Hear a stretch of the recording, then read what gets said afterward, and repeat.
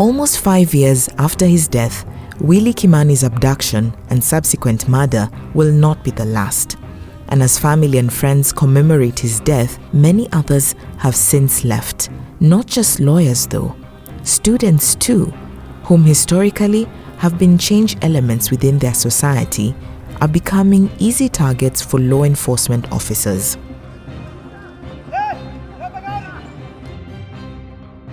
The police in the country have a parochial and sectarian view of the public, in that the police are maybe they are told to believe that that the public is the enemy number one, and they should treat the enemy, the public, which is the enemy now, with contempt. The University of Nairobi has for years been the bedrock of student action and mobilization. But this outspokenness has come at a heavy price.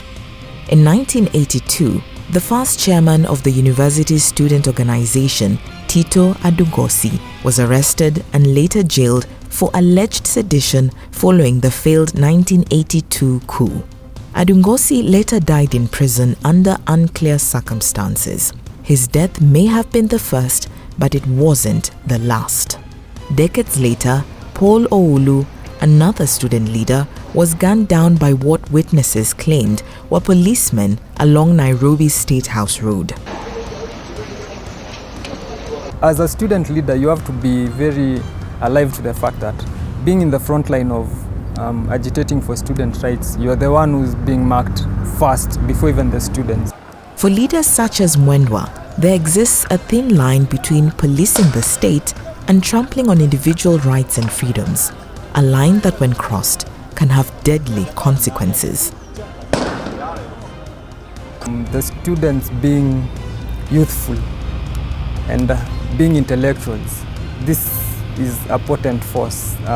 The potency of the mix of youthfulness and intellectualism that is in students is the main reason you find that there's always a battle between the state and the student leadership. We have been crying for justice in this institution. In February 2018, Evans Njoroge, the Mary University Student Association Secretary General, was shot dead in cold blood as he attempted to flee from the police. Witnesses said that on the day, police officers drove into a private compound in pursuit of rioting students who were demanding a reduction in school fees. Other universities too have suffered under the brunt of the police gun. At the Jomo Kenyatta University of Science and Technology, students protesting rampant insecurity around the institution's main campus in Juja were met by brutal force.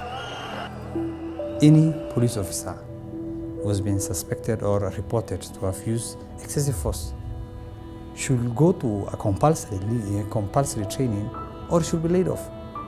It's such a scenario whereby there were brutal cases in JQ at Juja.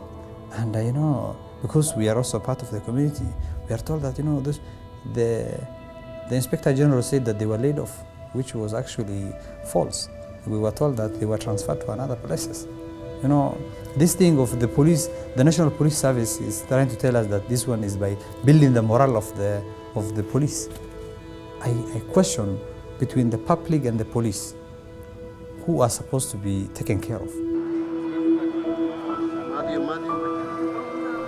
But can a solution be found?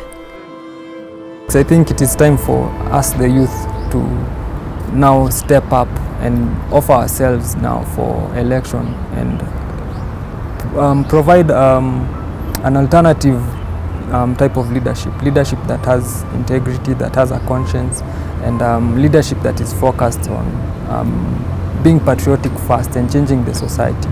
If we have a new crop of leaders who respect the rule of law and uphold the constitution as it is, then that is where the solution lies.